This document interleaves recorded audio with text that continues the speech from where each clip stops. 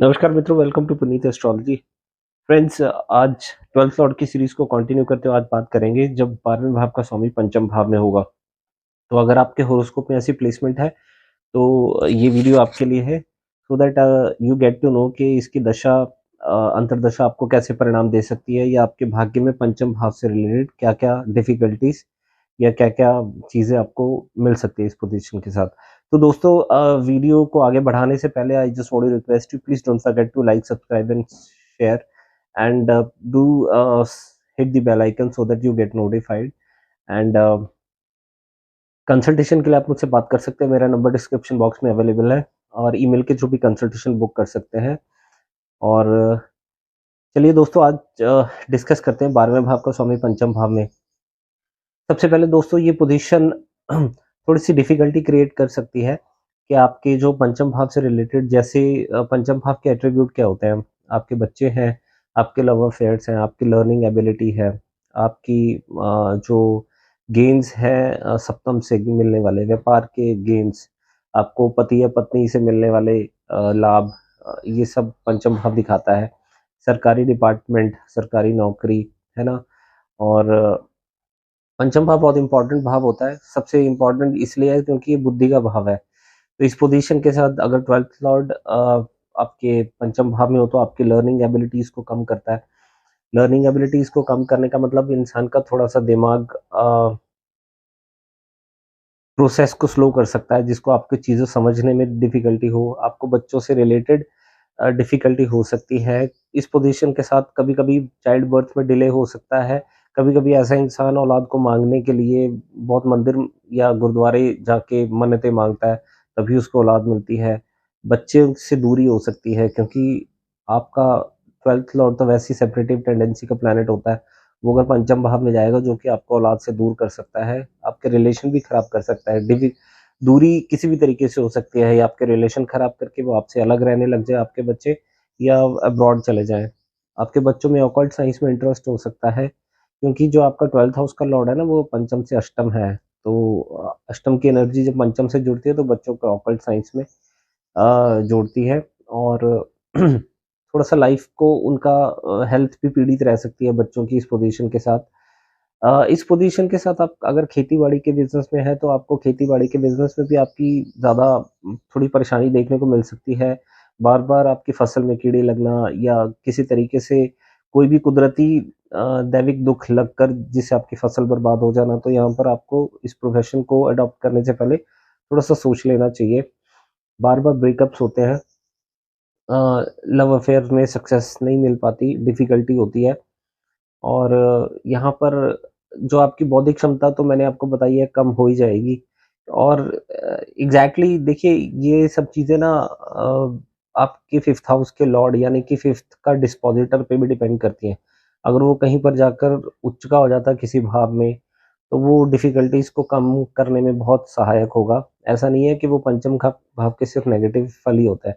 कोई भी भाव, कोई भी किसी भाव से रिलेटेड अगर आपको प्रेडिक्शन करनी है, वो पूरी तरह डैमेज तभी होता है जब उसका भाव, भावेश और कारक, जैसे पंचम भाव का कारक गुरु है ना?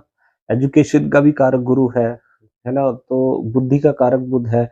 तो आपको जब भी एनालिसिस करना है तो उसको देखकर ही आप एनालिसिस करें कि आपका पूरी तरह डैमेज हो रहा है या नहीं।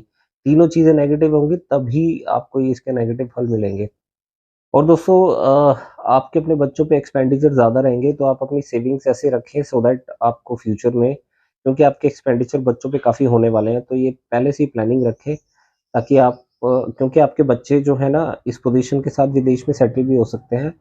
तो समहाउ वो अपनी स्कूलिंग के बाद वैसी डिमांड रख सकते हैं आपके पास कि मुझे बाहर जाना है, तो उसके लिए आप you should have good savings for that purpose. और दोस्तों,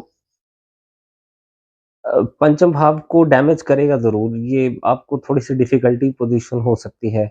और आपका 11वें भाव पे दृष्टि रहेगी आपके जो 12th का लॉर्ड है। देखिए, 12th का लॉर्ड वैसे ही सेपरेटिव टेंडेंसी का प्लैनेट है, तो वो 11वें भाव पे दृष्टि दे रहा है, वो आपको इनकम तो ज़रूर दे सकता है विदेश से, है ना? फ़ॉरेन रिसोर्सेज़ से या आप कोई ऐसे काम से जुड़ जाते हैं, जैसे विदेश भेजना किसी को इमिग्रेशन के काम में, या कोई मल्टीनेशनल कंपनी से आपको कोई प्रोजेक्ट मिल जाए, या मल्टीनेशनल कंपनी में जॉब करके आपको इनकम दे सकता है, विदेश से इनकम दे सकता है। यहाँ पे इनकम आपको इम्पोर्ट एक्सपोर्ट के बिज़नेस में ही मिलती है।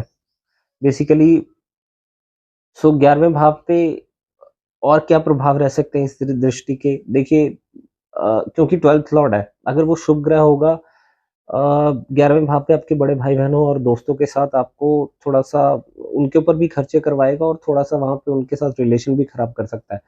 और आपका 12th हाउस का लॉर्ड अगर पंचम से शुभ ग्रह होकर दृष्टि दे रहा है, तो वो डैमेज कम होगा। और अगर अशुभ ग्रह है तो आपके 11th हाउस को भी और ज़्यादा खराब कर सकता है, क्योंकि अशुभ ग्रहों की दृष्टि अ, डिपेंड करता है कि ये आपका 12th हाउस का लॉर्ड है कौन-सा प्लैनेट, उसके अकॉर्डिंगली उसके दृष्टियों के फल आते हैं। जो जनरली आपका मैलेफिक है तो 11वें भाव को डैमेज करेगा, क्योंकि ये 12th लॉर्ड है। अगर शुभ ग्रह होगा तब भी डैमेज करेगा ज़रूर, और अशुभ ग्रह होगा तो कम डैमेज करेगा, अशुभ होगा तो ज़्यादा डैमेज करेगा। है ना? आपकी इच्छा पूर्ति का भाव होता है 11वां भाव, तो आपको वहाँ से आपको थोड़ा-सा मैलेफिक होगा, तो आपकी इच्छा पूर्ति यानी कि आपके डिज़ायर्स पूरी होने के लिए आपको काफ़ी मेहनत कराएगा, बहुत संघर्ष कराकर ही आपको ये प्लैनेट अपनी दशा अंतर्दशा में फल देगा। और देखिए दोस्तों कुछ थोड़ा भावक-भावम के कॉन्सेप्ट होते हैं। कोई भी प्लैनेट चाहे वो कितना ही स्ट्रॉन्ग क्यों ना दशा चल रही हो, वो आपके कुछ हाउसेस को आपको संघर्ष में ज़रूर डाल देगा। जैसे लेट्स सपोज़ कि आपका पंचम भाव में ये आपका 12th लॉर्ड है। अगर हम 12th लॉर्ड को छोड़ भी दें, पंचम भाव की प्लेसमेंट है, तो भावक भावम कॉन्सेप्ट क्या कहता है कि आपको ये सप्तम से लाभ है ना? तो ये पोज़ीशन खराब रहेगी, क्योंकि 12th आपका लॉर्ड वो सप्तम के लिए भी नेगेटिव है, छठा है, और वो आपके 11th हाउस को डैमेज कर रहा है, यानी कि सप्तम का 11th, तो वो आपको थोड़ा-सा डिफ़िकल्टी दे सकता है। अब जनरली आप देख लेते हैं कि जैसे छठे से 12वाँ है, तो छठे से 12वें में पोज़ीशन होने की वजह से आपको छठे से आने वाली परेशानियों से बचाएगा, क्योंकि छठा भाव रोग, ऋण, शत्रु, एनिमीज़, कोर्ट केसेस, लिटिगेशन, या आपके जो भी डिस्प्यूट्स होते हैं उनसे आपको यहाँ पे प्रोटेक्शन, यहाँ पे रक्षा करने की कोशिश करेगा, या आपको इन चीज़ों से दूर रखेगा। ठीक है? इसकी पोज़ीशन ये है।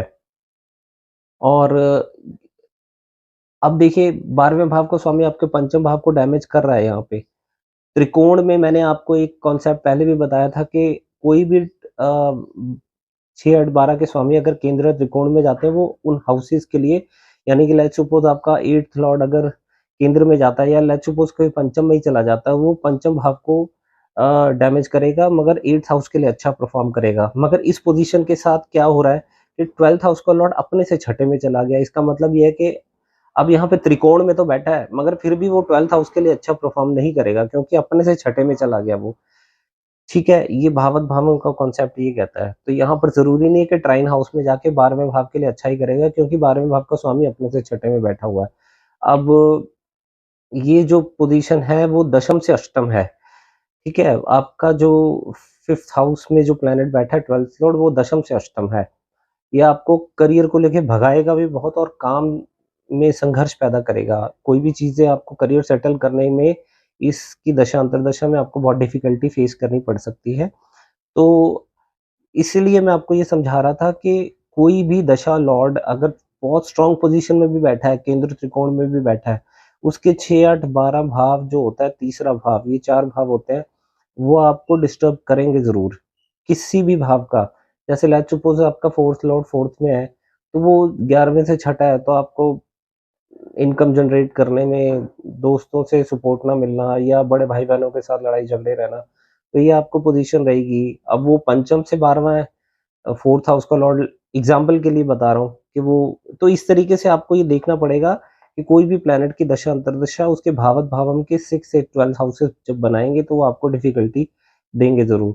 सो दोस्तों, ये मेरे एनालिसिस थे। जब आपको 12th हाउस का लॉर्ड आपके 5th हाउस में होगा, तो आपके हॉरोस्कोप में अगर ऐसी पोज़ीशन है, तो please do check and do remedies accordingly, and उसमें रिलीफ़ मिलेगा। और रेमेडीज़ के ऊपर मैंने एक ऑलरेडी वीडियो अपलोड की हुई है। मैं ये वाली जो वीडियो के अंत में मैं अपनी रेमेडीज़ की एक वीडियो भी आपको इसी वीडियो में अंत में आपको दे दूँगा, सो दैट आप वहाँ से भी देख सकते हैं इस वीडियो को। तो दोस्तों प्लीज़ चैनल को ज़रूर सब्सक्राइब करें, हम लोग बहुत मेहनत करते हैं and I need your support and please do subscribe and मैं मिलूँगा नेक्स्ट वीडियो में आपसे with new stuff and till then you take care, God bless you all, thank you very much, Jai Shri Krishna.